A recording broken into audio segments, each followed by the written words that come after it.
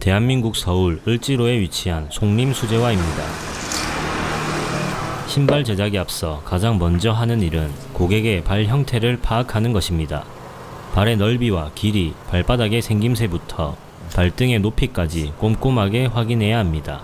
사람마다 다른 발의 형태는 그 사람이 신을 신발의 형태를 좌우하기 때문이죠. 사이즈 체크가 끝나면 족형 작업이 진행됩니다. 메모리 폼 위에 발을 올려 발 모양을 찍어낸 후 그 위에 석고물을 붓고 굳히면 주문자의 발과 똑같은 족형이 완성됩니다.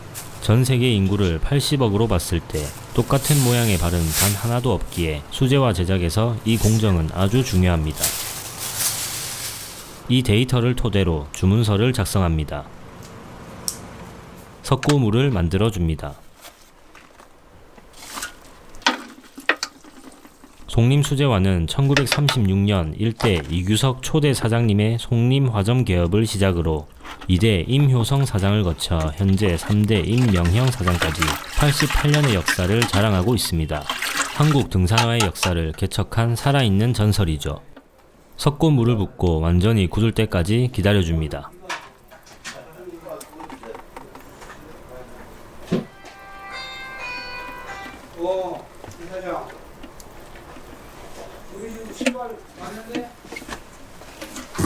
석고가 굳는 동안 깔창을 준비합니다. 이것은 코르크와 접착제의 혼합물로 이 위에 완성된 발 모양의 석고 족형을 올려 발바닥의 형태와 일치하는 모양의 깔창을 제작하는 데 활용됩니다.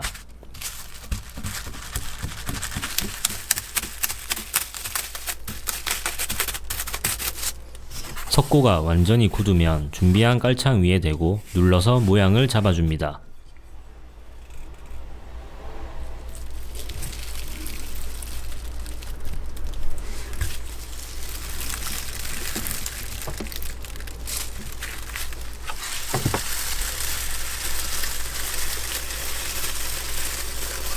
주문자의 발바닥 형태와 일치하는 깔창 제작 준비가 완료되었습니다.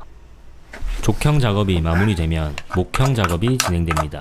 플라스틱으로 만든 기본 족형 틀에 고객의 발 넓이, 발등의 높이 등을 맞춰 코르크를 덧대고 깎아내는 작업으로 단 한 사람의 발을 위한 단 하나의 족형 틀을 만드는 작업입니다. 코르크 재단이 완료되면 접착제를 발라줍니다.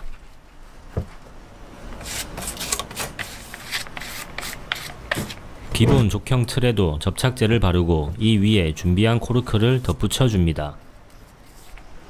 1936년 문을 연 이후 변함없이 한자리를 지키고 있는 송림수제화는 신사화부터 여성용 구두까지 가죽을 재료로 하는 모든 종류의 신발을 만들어 판매하고 있습니다. 그중 대표 상품은 지금 제작 중인 등산화로 60여 년 전부터 전문적으로 만들어 왔죠. 역사가 긴 만큼 단골도 많은데요. 하루에 서너 건의 수선 의뢰가 들어오는데 수선을 의뢰한 신발 대부분이 15년 이상의 세월을 품고 있습니다. 한번 구매하면 그만큼 오래 신을 수 있고 만족도가 높다는 방증이겠죠. 주문서에 기록된 내용과 맞는지 체크하고 모자란 부분은 코르크를 더 붙여줍니다. 지금은 발 넓이가 좀 모자라네요.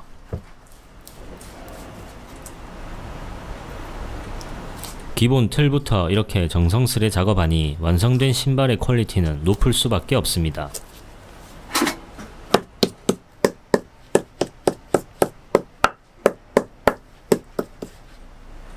한 번 더 체크. 주문서의 사이즈와 일치하면 칼을 이용해 코르크를 다듬어 줍니다.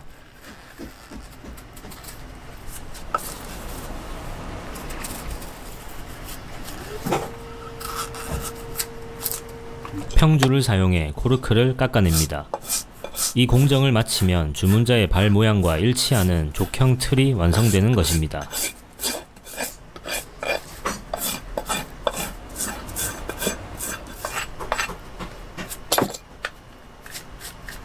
한 번 더 체크. 완벽합니다. 깔창 밑에 덧댈 부분을 재단합니다.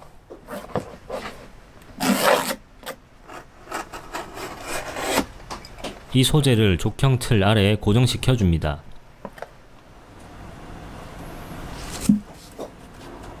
다시 떼어내야 하기 때문에 못을 너무 깊게 박지 않고 살짝만 고정시켜 줍니다.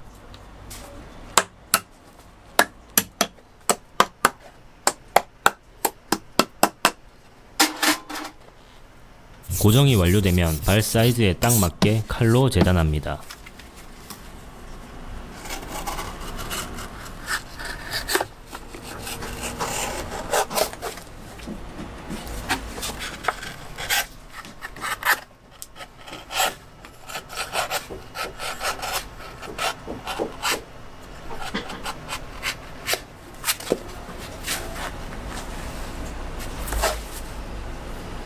재단이 완료되면 족형 틀에서 떼어낸 뒤 미리 준비해둔 깔창과 결합해줍니다.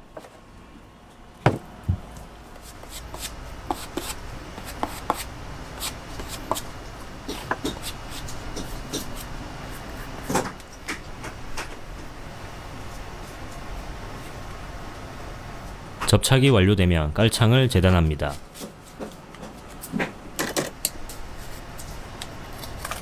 이 공정을 통해 족형 틀에 딱 맞는 깔창이 준비되는 것이죠.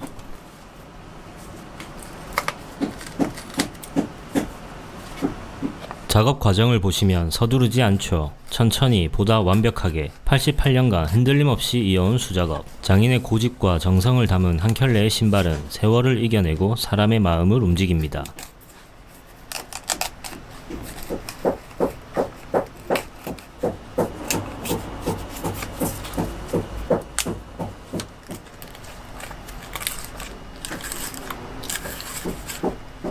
완벽합니다.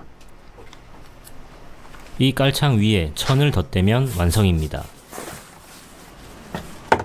신발 하나를 만드는데 대략 보름 정도 시간이 소요되며 1000번 이상의 손길을 거쳐야 한다고 합니다. 엄청난 정성과 노력입니다.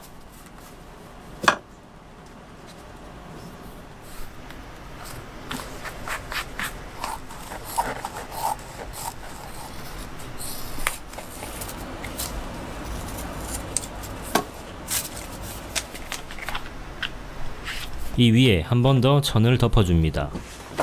영상이 벌써 9분을 향해 달려가는데요. 워낙 공정이 많다 보니 이번 영상의 길이는 꽤 길 것으로 예상됩니다. 최대한 짧고 간결하게 영상을 만들어 보려 했는데 모든 공정 하나하나가 중요하기에 도저히 짧게 만들 방법이 없었습니다. 2배속으로 시청하시는 것도 추천드립니다.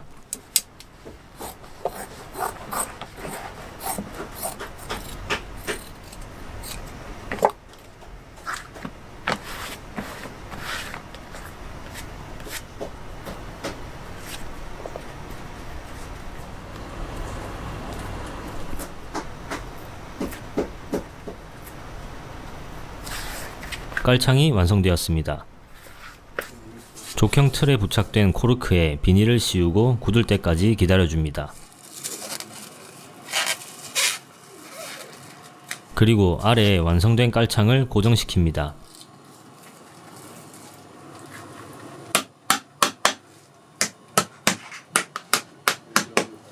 목형 작업이 완료되었습니다. 지금부터 패턴 작업이 시작됩니다. 고객의 발 형태에 맞춰 신발의 부위별로 밑그림을 그린 후 패턴을 일일이 손으로 재단합니다.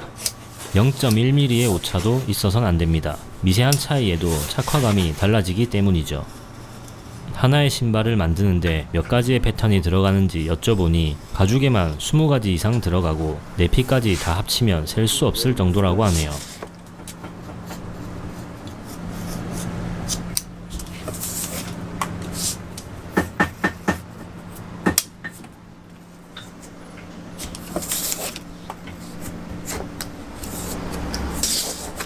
신발끈을 넣어줄 부분입니다.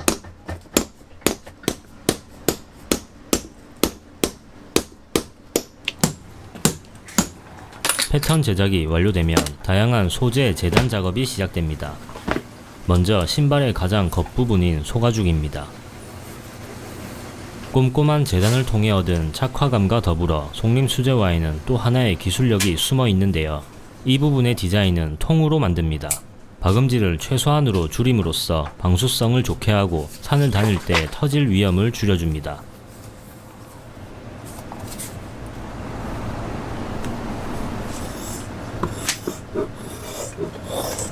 속림 수제화는 다양한 소재를 여러 겹 겹쳐서 신발을 제작하는데요.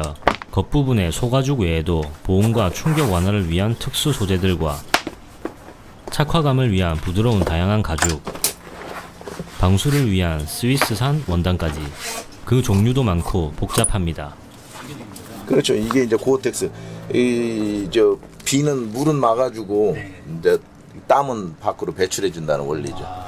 이 수많은 소재를 일일이 손으로 재단하는 인고의 과정을 거치면 가죽과 안감 조각을 하나하나 이어붙이는 재봉 작업에 들어갑니다. 고객의 발을 생각하는 마음이 수많은 소재를 통해 겹겹이 쌓이는 것입니다. 본격적인 재봉 작업 전에 가죽의 접착면을 깎아내는 PR 작업이 진행됩니다. 부분 PR을 하는 이유는 가죽이 겹쳐지는 부분이나 가죽을 접어 시접으로 마무리를 할 때 두께가 두꺼워져서 자국이 심하게 나오는 걸 막기 위함입니다. 좁은 부위는 기계로 하지만 넓은 부위는 일일이 손으로 작업해줍니다.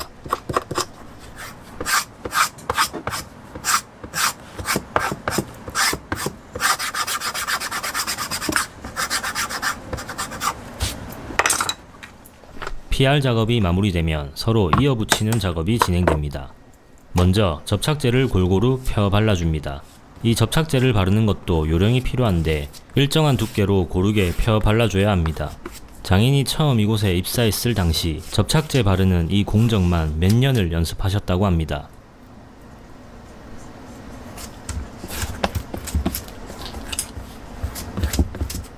이 소재는 케블라입니다. 강력한 내충격성 덕에 방탄 소재로 사용되기에 가장 충격을 많이 받는 신발 앞꿈치와 뒤꿈치에 부착시켜 줌으로써 등산화의 내구성을 한층 높여줍니다. 접착제로 1차 고정이 완료되면 재봉틀로 완벽히 고정시켜줍니다. 여기 계신 장인분들은 정년퇴직이 따로 없다고 합니다. 나이 먹어서 일을 못하실 정도가 되면 본인이 알아서 그만두신다고 하셨습니다. 그러다 보니 언제까지 이 공정을 유지할 수 있을지 알 수 없습니다. 일생을 신발 제작에 바쳐온 장인은 기계보다 느릴지언정 기계가 따라올 수 없는 자신만의 노하우를 담아 세상에 한 켤레뿐인 신발을 완성합니다. 일제강점기 시절인 1936년에 문을 열고 지금까지 운영 중인 이곳의 장인들은 평균 경력이 30년 이상이라고 합니다. 수제화 제작의 재봉틀 기술은 아주 중요합니다. 장인의 작업 과정을 보면 빠르고 거침이 없습니다. 등산화는 험난한 산지에서 버텨야 하기에 다른 신발과 재봉 방법도 다릅니다. 자세히 보시면 한 번이 아닌 두 번을 박아줍니다. 실도 두꺼운 것을 사용하는데 일반 신사화에는 두 줄이 꼬인 이합사를 사용하고 등산화에는 삼합사를 사용합니다. 아무래도 더 튼튼하겠죠. 여러 개의 원단이 겹쳐 있어 박음질이 쉽지 않지만 그만큼 제품의 퀄리티는 높아집니다. 보통 기성화는 외피부터 내피까지 3-4겹의 원단을 사용하는데 등산화는 내구성을 위해 8에서 9겹의 원단을 사용한다고 합니다. 기르니까 걸려.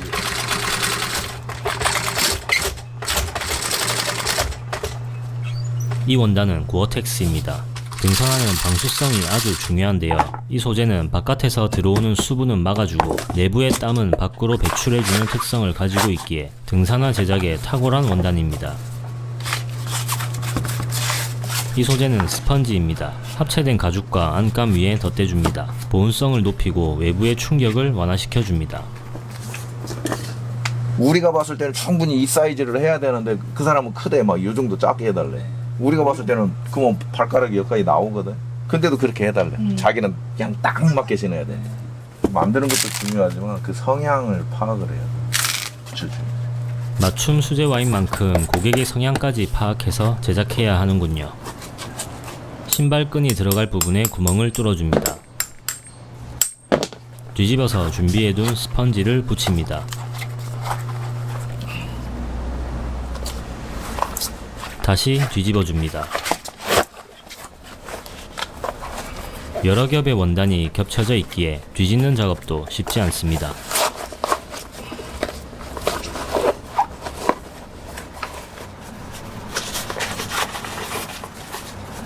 내부에 접착제로 고정해둔 소재를 다시 박음질로 완벽하게 고정합니다. 이건 아일렛입니다. 신발끈 구멍에 끼워주는 금속성 소재로 신발끈을 고정해주는 부품입니다.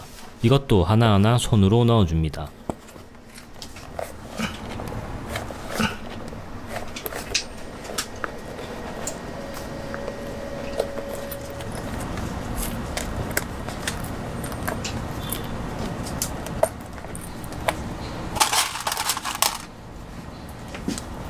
망치로 때려 단단히 고정시켜줍니다.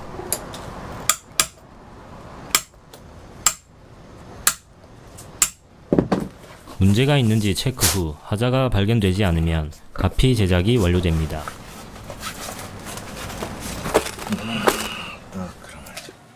미리 제작해둔 족형 틀에 가피를 맞추고 성형 작업이 진행됩니다. 주문자의 발에 딱 맞게끔 신발의 형태를 잡아주는 작업입니다. 안감부터 하나씩 당겨서 족형 틀에 맞게 고정시켜줍니다. 이 작업을 저부 작업이라고 하는데 신발의 완성도는 이 작업에 의해 결정된다고 해도 과언이 아닙니다. 가피만 있는 상태에서는 고객의 발이 좁은지 넓은지 알 수가 없습니다. 저부 작업에서 족형 틀에 딱 맞게 신발의 모양을 잡아줘야만 고객의 발에 딱 맞게 만들어집니다. 1, 2mm의 차이를 일반 고객은 몰라도 맞춤 고객들은 바로 알아차린다고 하네요. 그렇기에 장인은 세심하게 작업을 이어갑니다. 이 부분은 롱테이크로 찍었는데요. 빠르게 돌려서 보여드리겠습니다.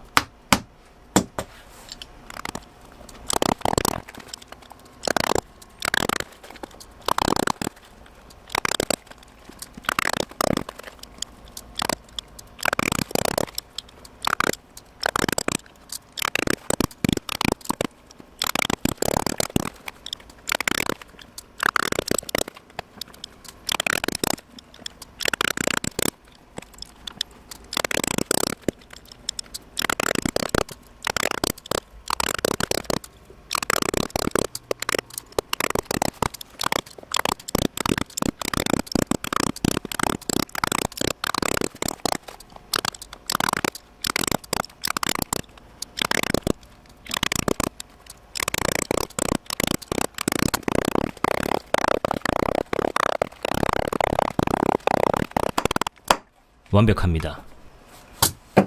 이 상태로 가죽의 모양이 잡힐 수 있게 기다려줍니다. 가죽의 형태가 잡히면 족형 틀을 다시 빼줍니다.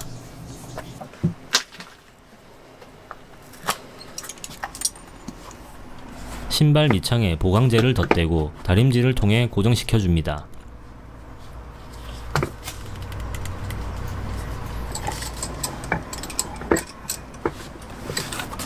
다시 그 위에 보강제를 또 덧대줍니다. 촬영을 하면서도 느꼈지만 정말 엄청난 정성입니다. 이것은 허리쇠라고 부르는데 집 지을 때 대들보를 놓는 것과 같습니다. 허리쇠를 안 넣으면 신발은 세월이 지날수록 조금씩 휘어진다고 하네요. 이어서 약 5mm 두께의 고무창을 붙입니다. 고무창과 가피가 잘 붙을 수 있게 꼼꼼하게 눌러줍니다. 고무창을 신발 사이즈에 맞게 재단하고 접착제를 발라줍니다. 그리고 또 보강제를 덧대줍니다.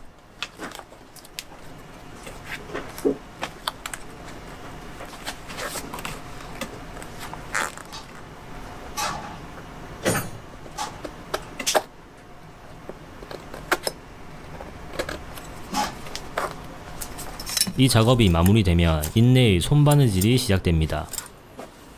먼저 큰 바늘로 창에 구멍을 뚫은 후 실을 교차하면서 작업을 이어갑니다.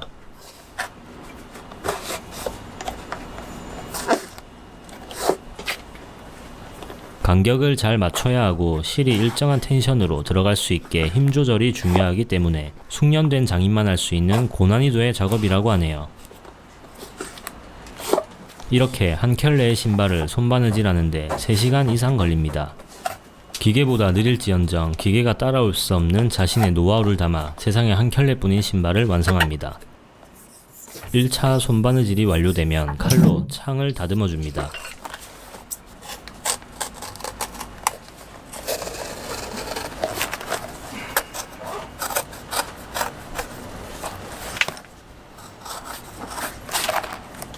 그리고 그 위에 접착제를 바르고 바닥에 닿는 밑창을 부착시켜 줍니다.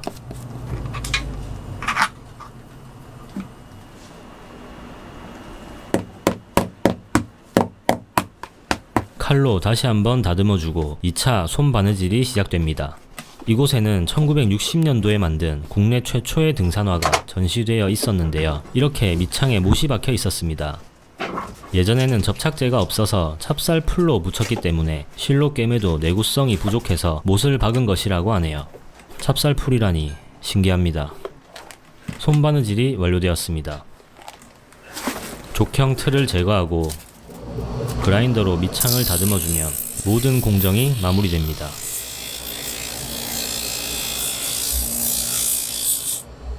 이렇게 수제 등산화가 완성되었습니다. 이게 진정한 명품이죠. 가게에 방문하시면 다양한 디자인의 신발이 전시되어 있으며 50년 이상 된 등산화도 구경이 가능합니다. 관심 있으신 분들은 방문을 추천드립니다.